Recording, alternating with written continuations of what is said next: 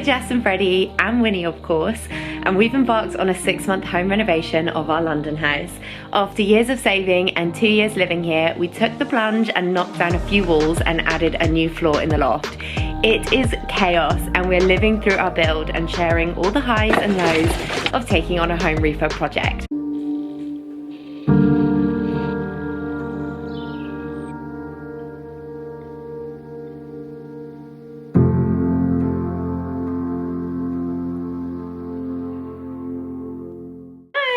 Welcome back to my channel.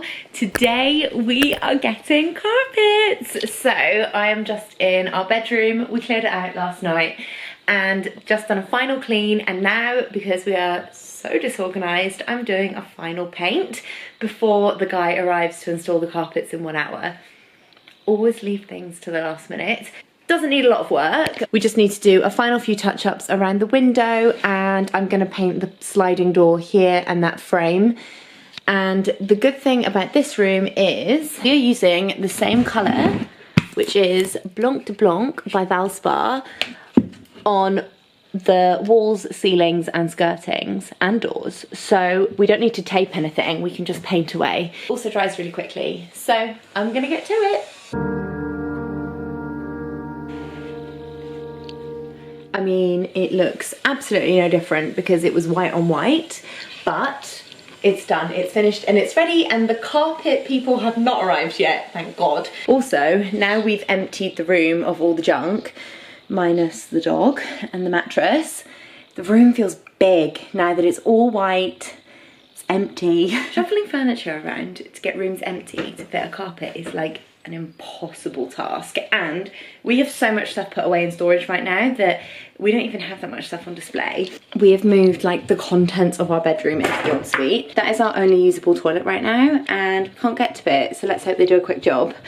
We've done something really savvy, which is probably actually pretty standard, but we are having 2 separate carpet installations. So we are doing the master bedroom and second bedroom first, and then a week later we are having the rest of the house done. Not have to worry about emptying all the rooms at the same time, so it's a real juggling act, which this whole build has been a real juggling act, so we are used to it by now. Carpet guys have arrived and they've just put down the underlay. They've literally been here 5 minutes and they've done all of this already.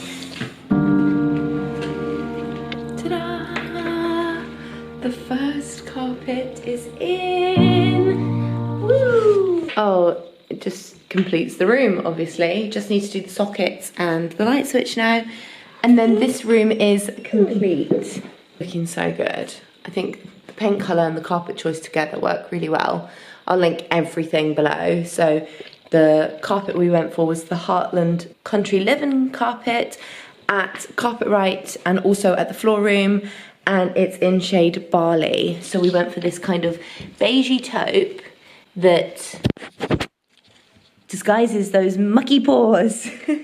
I adore it. It was everything I wanted. I just love that square hatching on it. It almost looks like a waffle knit when you get really close to it, which was the carpet I was looking for so long and I just couldn't find. And from afar, it just looks like a nice loop texture carpet. Beautiful. It is the last week with our main builder. He's moving on to another project, and then it will go onto the snag list. So we are aiming to have everything done by Monday. So wow, 4 days. And then on Tuesday we go down to a smaller team who kind of work on the snag list, doing the final touches. So yeah, this is the final stretch now. So I'm going to show you a few updates. The patio has now been extended an extra 500 millimeters. So we've got 300 of stone and then we've got 200 of brick. They just need to fill in between this. And they've also replaced the drain. This is the same tile, it's just this is really dirty and this is quite clean. Okay, hello, yes, hi. They look different colours, but they're not. And then this is really clever, right? So maybe I can move this now. What they've done is this is a frame that goes all the way around the drain, and then you pull the frame up and then you can access the inspection chamber. So obviously once the patio's washed and all the tiles are the same colour, it's going to be invisible, which is what we want. So I'm glad they fixed that. tile cutting yesterday caused a bit of an ash cloud on my plants. They've removed some of their building materials now and I can see my garden, and I'm surprised that things survived. My hydrangea survived, yay! Over here, the final cabinets have gone in the kitchen. We had a little bit of a situation this week with the oven. I'm so embarrassed. I was back on the phone to Ren because this door, for some reason, was catching on the oven and it was too big. My builder was like, they've sent the wrong size door. So I called them and was like, you've sent the wrong door, I need a replacement. And she was like, I'm so sorry, I can't figure out, like we don't do a different size door, like that is the door, that's the unit, that's the oven, everything is like very standard. And then she was like, okay, send me some like real close-up pictures and I'll get back to you. And then like 5 hours later, she emailed me back and was like, the product team have been looking at your images and we've realized that your whole unit has been fitted upside down. And she was like, you need to get your fitter to flip it and put the legs on the base. And my builder was like, I can't believe I've done that. I've never done that before in my life. I was so embarrassed. I've not even replied to the email from Ren yet. I have to, obviously, but just, it was upside down. Also a few updates in the utility. Just let me get that light on. Hello. So we've had our laundry housing built. So my builder built this yesterday out of MDF, and I just feel for such a tight little space, this was just essential. It's gonna be open, and at the top we're just gonna have big baskets for storage, and then we're gonna have double stacked washing machine, tumble dryer. Then we've got shelving for all our detergents, washing line pegs, etc, etc. And then we've got this tall housing here. Is tall enough to fit our ironing board, and then our hoover and our broom is gonna go in there. So I just think it's absolutely awesome. I'm gonna share a little image on screen here of the diagram I found on Pinterest that I got my builder to copy, and he's done it so well. So I'm gonna paint this a dark green, and then I'm also gonna paint the pantry here a dark green. This pantry here is gonna go there. I'm gonna get some brass handles for it, and then it will be the same green kind of flowing into the utility. However, Freddie and I have already decided we're going to extend the Ren cabinets into this nook here. We didn't really think there was space there for any more units, and as much as I adore that pantry, it's done us so well for the last 3 months as a temporary kitchen housing. I'd like these cabinets to just run into there before the utility, and we've measured up the space and Ren do cabinets that size, so we'll just order them in the future though, because right now I just want the build finished and fine, and then I will update it later. And then more updates through here. My absolute legend of a builder has been building me my panelled wall. How cool is this? Secret door into the downstairs toilet. We're gonna have a light sensor here. They've not put it in yet, but you'll just walk in and the light will turn on. We've got the flare tile slabs there. And then, so once the door is closed, it's just a panelled wall. We are putting a door handle on there though, but it'll be small. So clever, right? So what he's done is, this is a full sheet of MDF, and he's just taken his saw and he's gone in like a 2mm, 3mm depth line, so it's not actually individual panels, it's just a full sheet, but he's put the groove detailing in, so it was quite easy to hang instead of nailing individual planks to the wall. So clever. I just adore it. I wasn't really thinking much about the haul, and this week I've really put my mind to it, and it's gonna be one of the greatest spaces in the house, which I think is so important, obviously, because it's the entrance. Ta-da! And then we're gonna get a console unit for here, or a bench and some hooks for coats. But I wanna make it nice, I don't want it cluttered, you know? So still figuring all that out. Also, our radiator went in the hall, so we just did a double, not a triple column. So it's nice and thin. I love these are from eBay. I'll link them again below, and the valves are separate. The radiators range in price depending on what size you buy, but I think this one was about 100, and then the valves are 27, and you get this one as well. So dusty, but they're like the brass traditional valves, which I think go quite nicely with the column radiators. Good morning. Today is the day we get our worktops. I'm so excited. Waited so long for this moment, and I feel like once the worktops are in, everything else in the kitchen is just going to fall into place, and we have gone 10 weeks now without a kitchen, and it's finally coming to an end. Worktops have arrived. Look at that. It's going in. It's going in.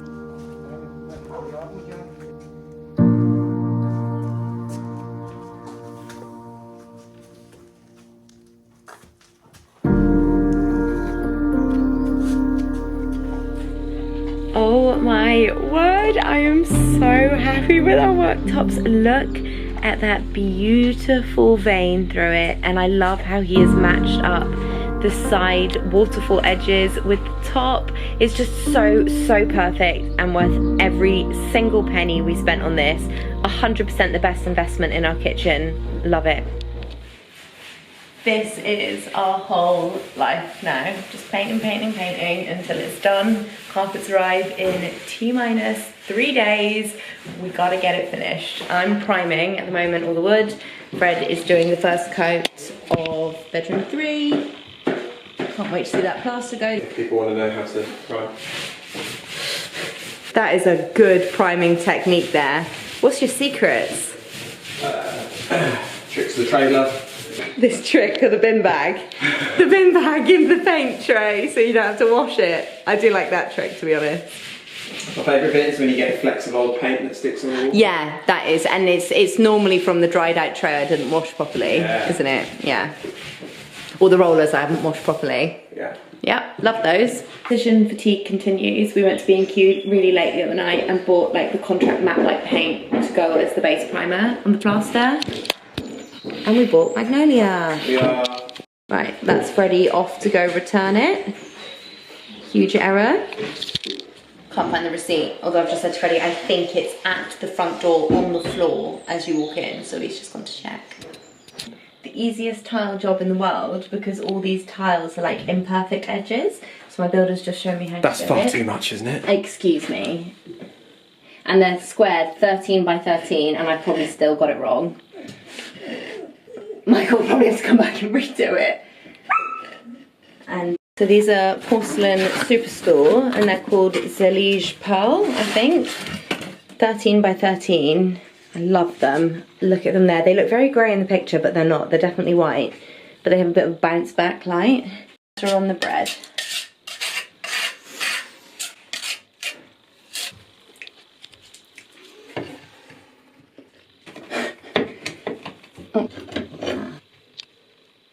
We are starting working on the stairs today, so we've just primed everything.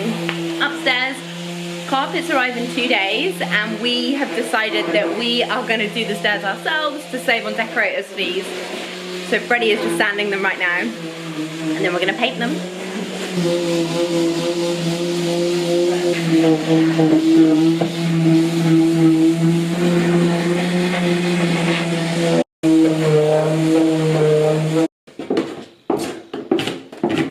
We need to fill all these little holes.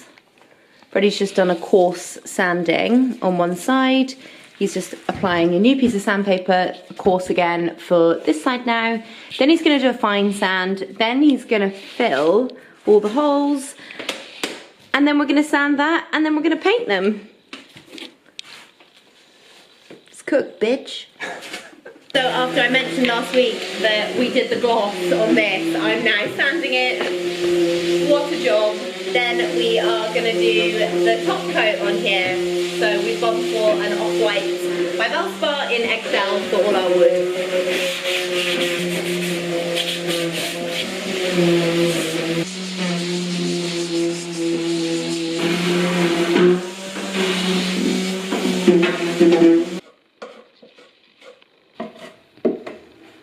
Morning! So here I am again in my painting outfit, which I feel like is the only thing I wear right now. So I am painting the office loft area today, and my laziness knows no bounds. I haven't even bothered moving this out the room. I'm just putting it in the centre because I don't even care anymore. If this gets paint splattered, it gets paint splattered. Fine.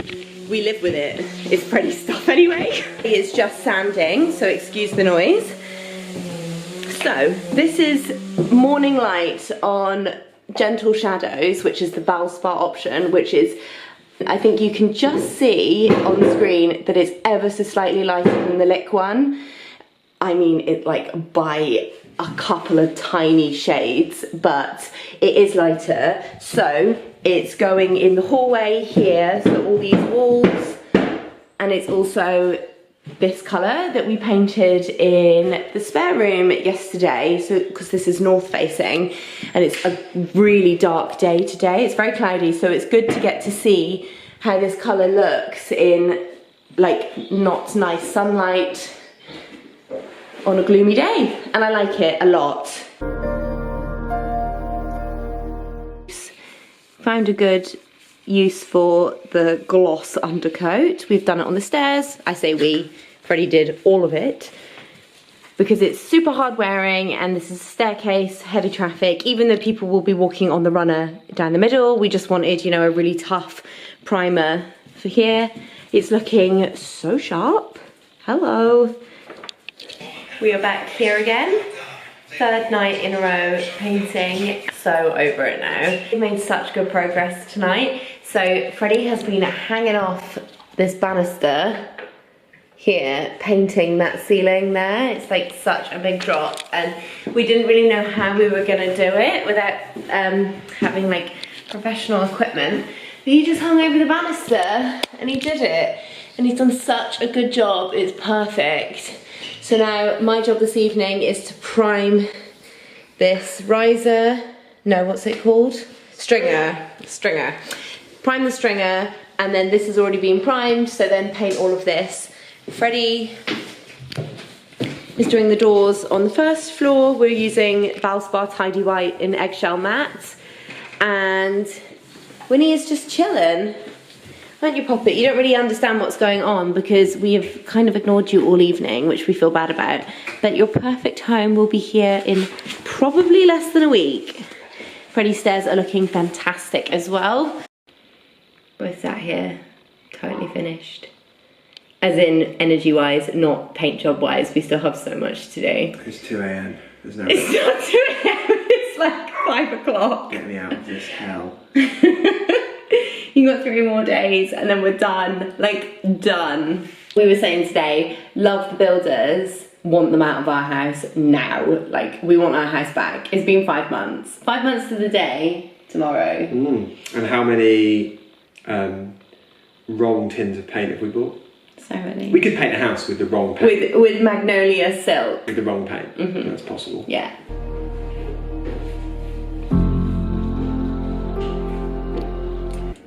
Okay, so I thought I would answer a few questions that I had on last week's video. I'm coming to you today finally not looking like fresh hell, which is a rarity these days. So for starters, our final cost isn't complete yet. We don't have our final bill, so it's quite difficult for me to actually say explicitly what things cost, which is why I've been kind of chatting along the way about certain things, but I feel like I need the full figures in front of me, which we aren't going to do until the end. So if that seems a bit vague on this, there is a Q&A coming at the very, very, very end.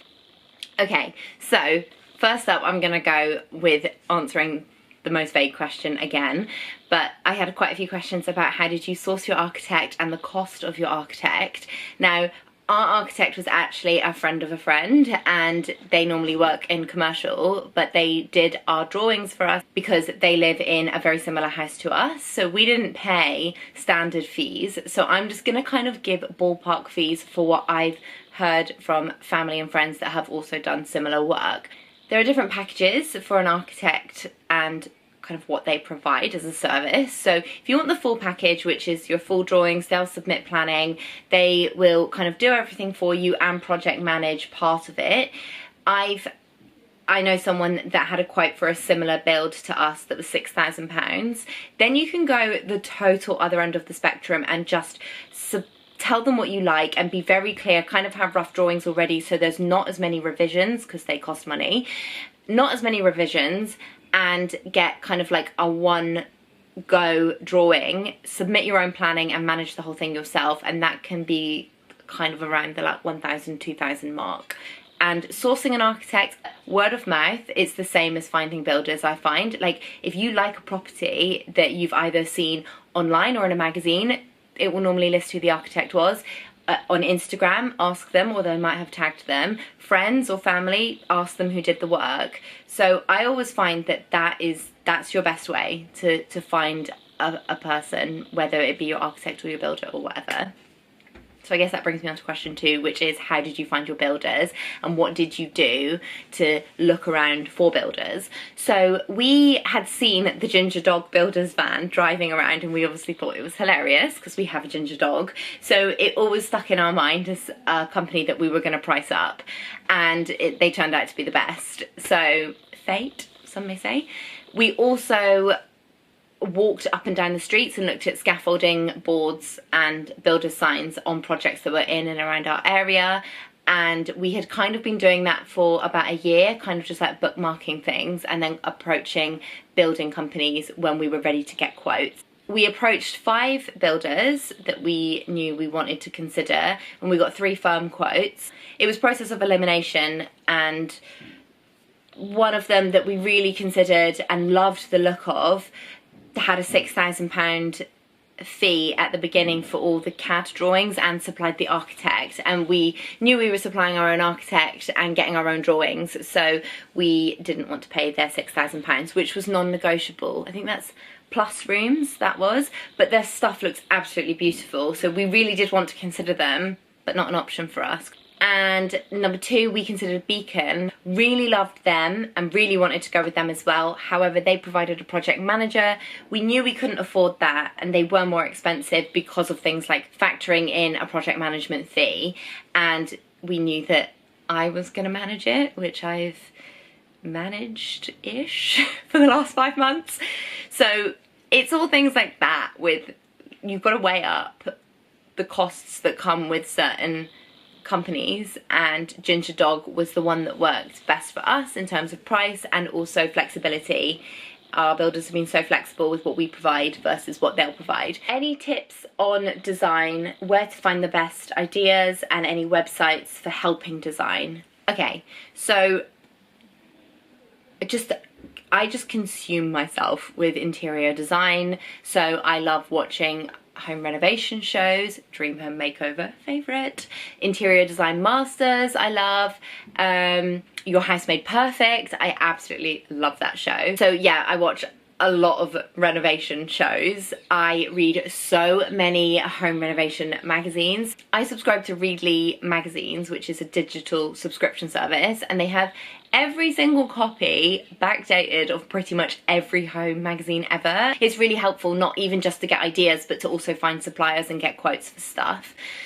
Pinterest, oh my god, my Pinterest home board is like over a decade old and has thousands of pins on it.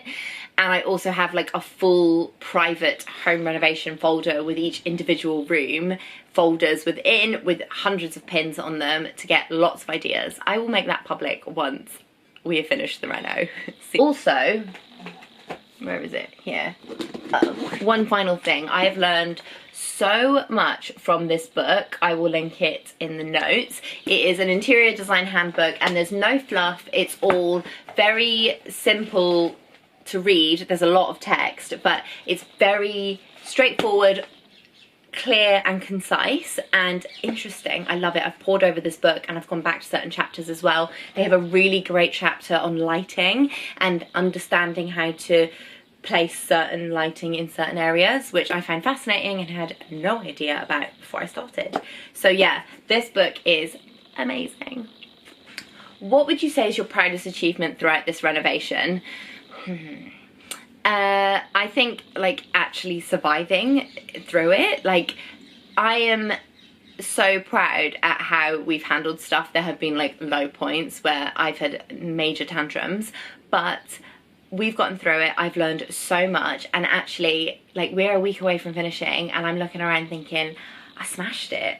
Like I know that sounds so arrogant, but like my vision has come to life and it's gonna hopefully look amazing, and I'm really proud of myself like actually having done it and like lived in it. And it's been tough. 5 months living in a building site has been so tough. Like we wear the same clothes, we look like crap every day, we're so run down, like we just do not give any time to each other, and so it's like so many things have been sacrificed just to kind of get through this short burst of like pain.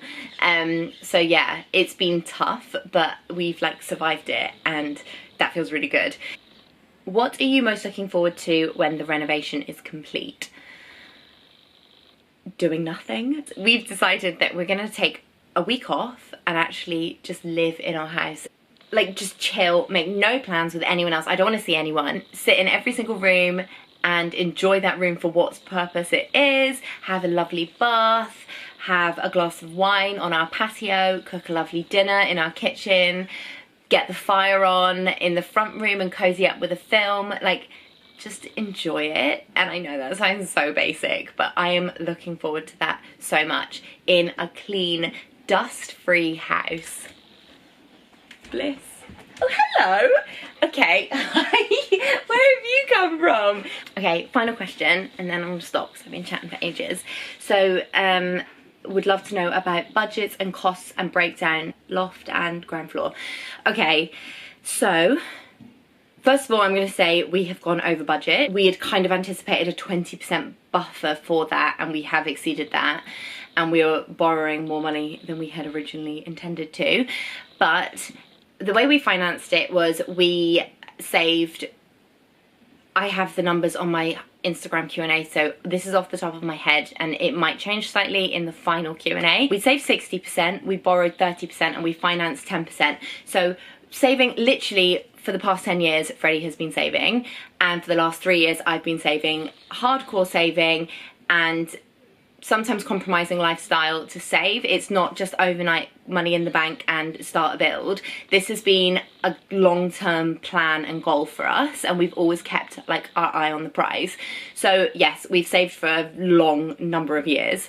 We borrowed 30% of it, which we are paying back. Once we finish the build, we're going to get it valued, remortgage, and then pay back that 30%. And then we financed 10% because we've put our kitchen on finance, 0% interest free.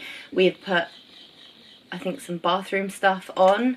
And we were going to do carpets, but we ended up just paying the carpets outright in the end because they weren't as expensive as we thought.